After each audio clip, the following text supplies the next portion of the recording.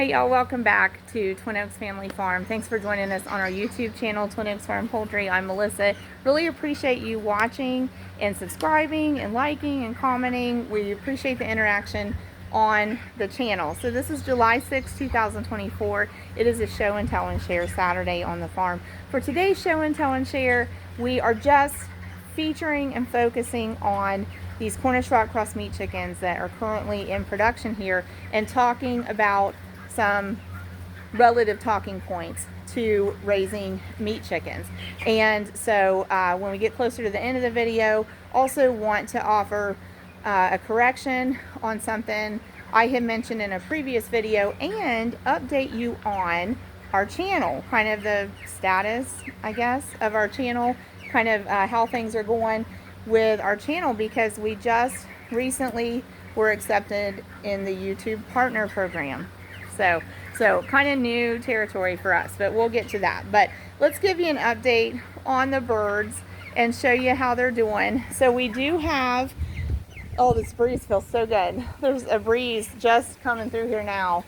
And we've had some air moving, but the breeze just feels so nice, and I'm sure the birds appreciate it too. So this flock is 428 Cornish Rock Cross meat chickens that are 25 days old. Okay, so they are in production for poultry, and they will go actually to a USDA inspected processor when they are 41 days old to be butchered and to be made into the poultry cuts that we request at the time that we take them to the processor.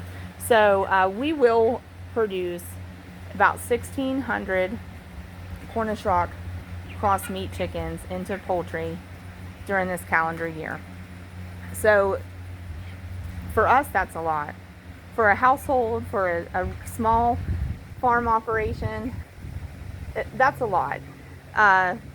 Compared to big, huge chicken farms, that's nothing.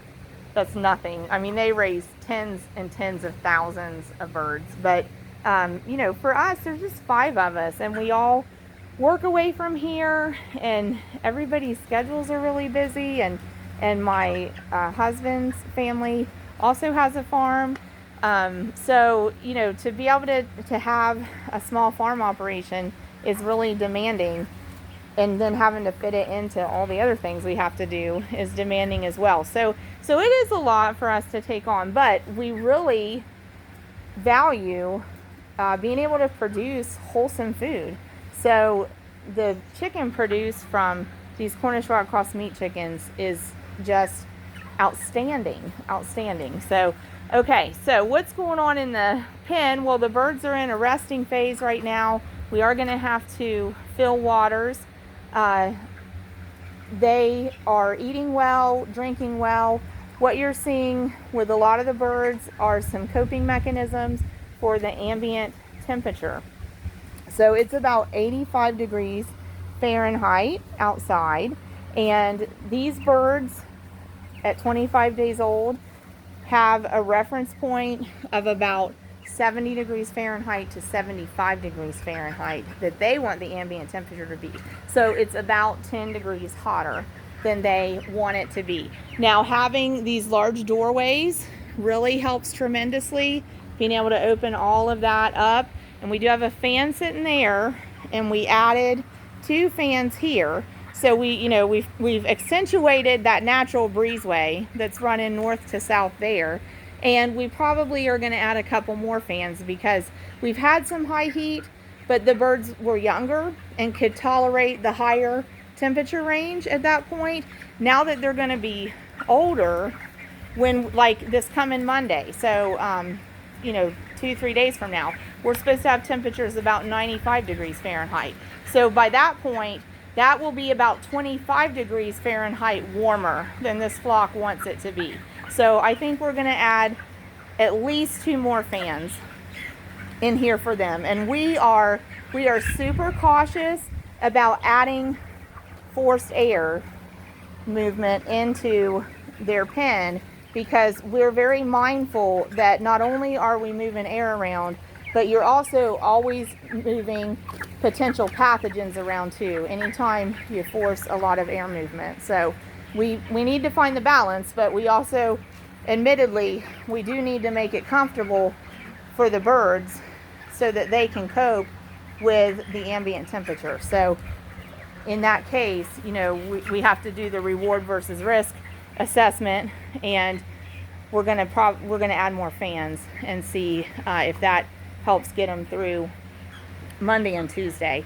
So with that said, having mentioned that we're mindful of the forced air because we know that there's potential to even move pathogens around, let's talk about, kind of briefly, but let's talk about a couple of things that can actually make chickens in general really sick.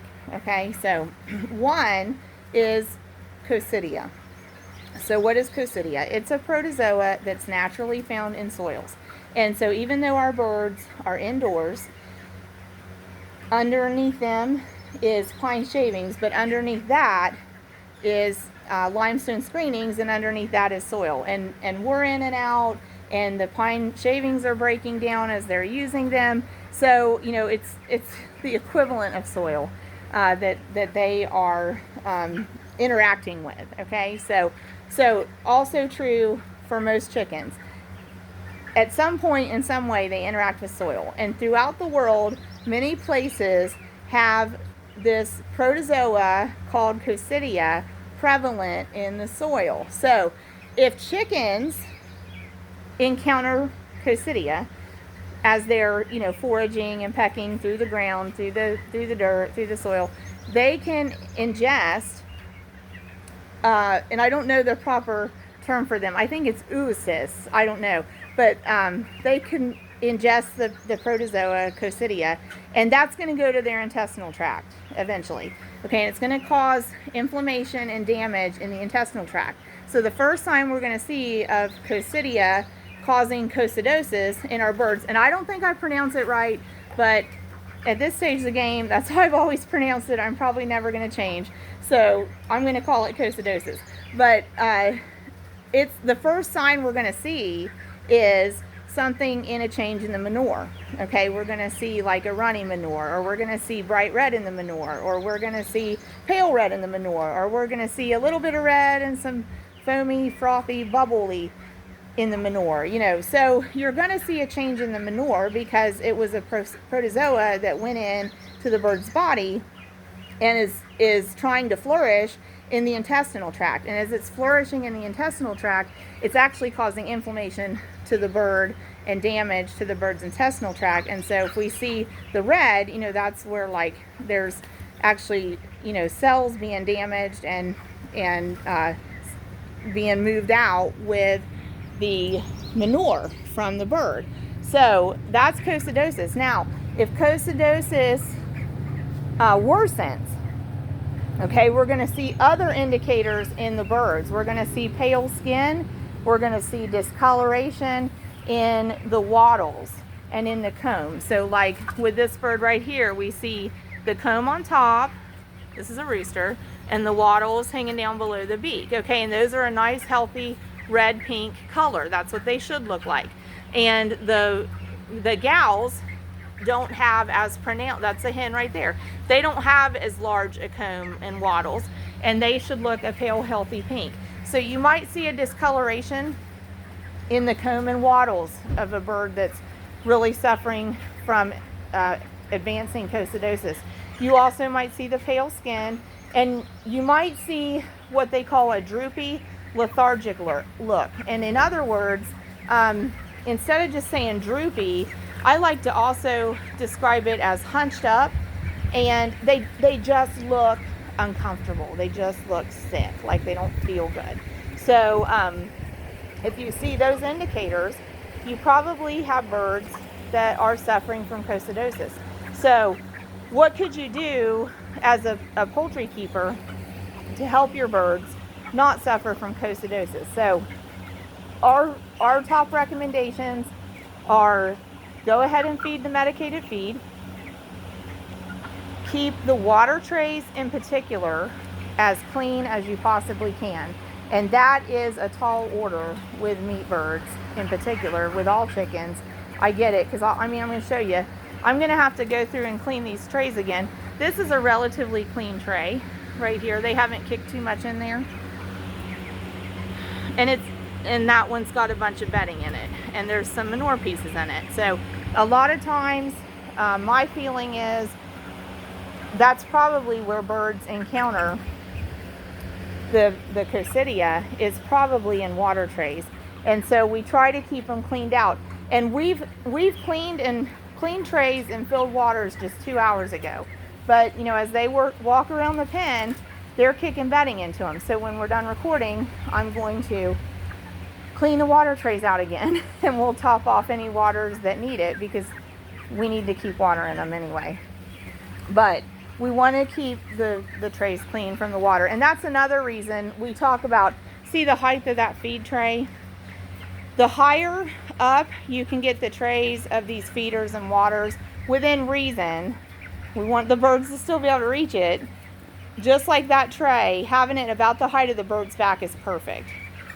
These are still pretty low, but we find that the lower they are, the more contamination the birds get in there. And the higher we can keep those within reason that the birds can still reach them, the better they stay as far as cleanliness, less stuff getting in them. So we also are waiting on this, just throwing this in there. We have on order, and I know that they're on their way. I trust that they're on their way. We have on order feeders like this and waters like this.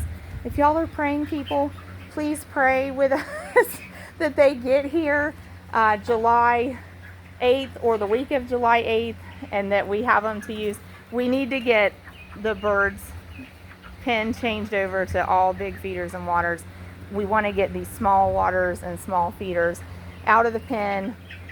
They hold less, and they're more time consuming to work with, and they take up a lot of floor space. So as we can get these small ones out and get the rest of the big ones here, we can set the floor space up in a better way for the birds. And that's part of why we're getting some of this glut of them covering all that floor space but leaving more of this empty. So we'd like to see them spread out a little more evenly. But anyway, so that was the one. So coccidosis does affect flocks, and in general, that's what you're going to see: the runny manure, the lethargy, the droopiness, and they show decreased growth, because what happens is they go off the feed.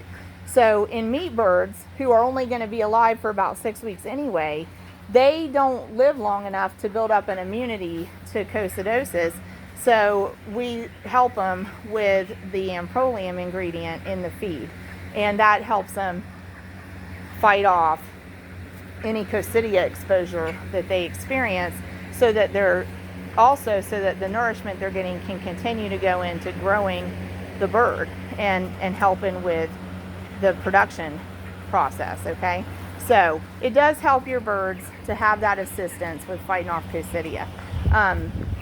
Another disease that can affect chickens that I've only read about, that I don't have firsthand experience with, is a disease called Marek's disease. And in Marek's disease, I've seen pictures where a telltale sign of it is if you have a bird that is experiencing some kind of paralysis, and you see them sitting in a really unnatural posture where they're kind of sitting upright, but one leg is stretched fully out in front of them and the other leg is stretched fully out behind them, that's kind of a telltale sign of Marek's.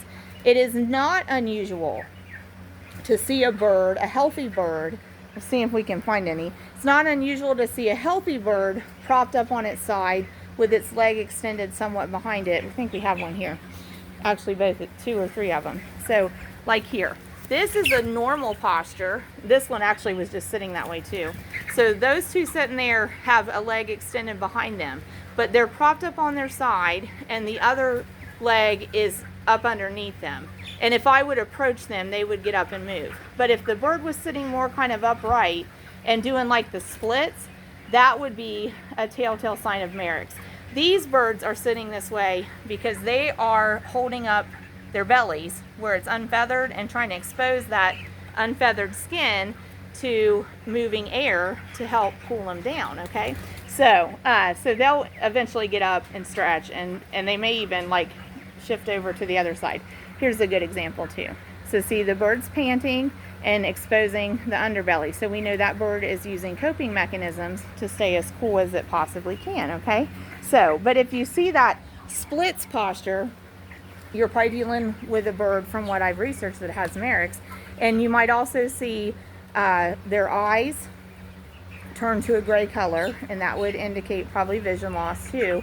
And you might see bright emerald green manure from those birds. Those would be indicators of Marek's. Marek's is a herpes virus that chickens can contract. It's highly contagious amongst chickens.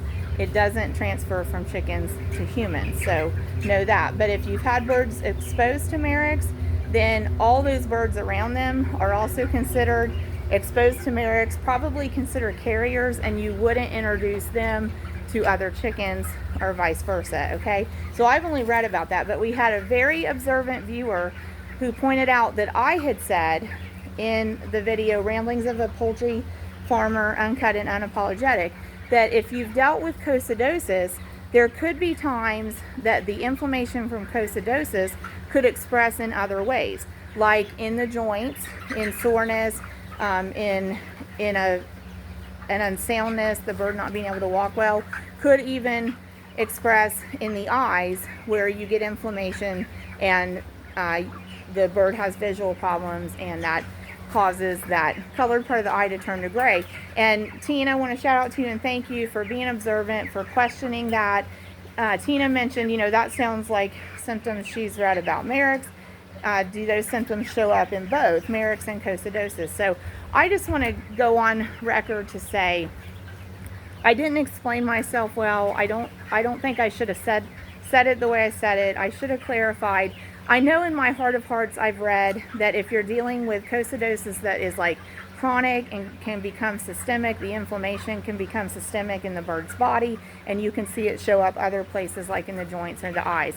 When Tina asked that question in a comment thread on that video, and I went back to look through my notes and the research I'd done, I had not written down a source. I can't cite it, so I need to just say, hey, I was wrong. And just keep in mind that if you're dealing with coccidosis in a flock of chickens, it's going to show up in a change in the manure that makes the manure runny, shows some red in the manure, and you're probably going to see a droopy, lethargic look in the bird. And if you have that happen, separate the bird that looks sick from the rest of your flock. But we err on the side of prevention and want to use the Amprolium as a coccidia inhibitor, and we want to try to keep the feed trays and water trays clean, free of manure, and we want to try to keep the bedding underneath the birds dry. So that's the way we want to try to use prevention instead of have to deal with cure on coccidosis. And like I said, then I want to just stand corrected that more typically those other symptoms, you're gonna, if you see them, that would indicate Marek's. So I hope that kind of helps clarify what I was trying to say in that. So okay, so I want to move on and be able to wrap it up here in a few minutes and tend to the birds and get their water filled up and water trays clean. So what I want to tell you to end on is some updates on our YouTube channel. So we were approved to be included in the YouTube Partner Program. So we're going to go forward with that. I don't really know all the implications of that. It's new territory for us. And we're actually going to launch membership opportunities for the channel, for viewers on the channel, when we're done uploading this one. But more than anything, if you just please continue to watch, please continue to interact, and please subscribe. That's what help us. We're going ahead with these options of the supers and the memberships because that's the next step in the YouTube Partner Program to continue growing the channel that way. But as far as interacting with our viewers, it means the utmost to us, just that you're willing to take the time and effort to watch the videos and ask questions if you have them, contribute your feedback to things that are relevant to the videos and to the community here that's watching them, and that you interact with them and subscribe to the channel. So thanks for helping our channel get to this point. We're close to 950 subscribers, and YouTube notified us that we were able to apply to be in the YouTube Partner Program, and we proceeded with that, and the steps are being approved. So we're going to see how that develops. But thanks for your help with it, and we'll continue making meat this summer. That's what we're doing here with our Cornish Rock Cross meat chickens, and we hope that you'll continue to join us. So we'll upload again Monday, Tuesday, Wednesday, Thursday, and do a Saturday show and tell and share next Saturday, more like our typical ones. And then also we're going to upload a couple more videos today with from our egg production hens. So thanks for joining us. Please join us again, and we hope that y'all have a super duper weekend. God bless y'all.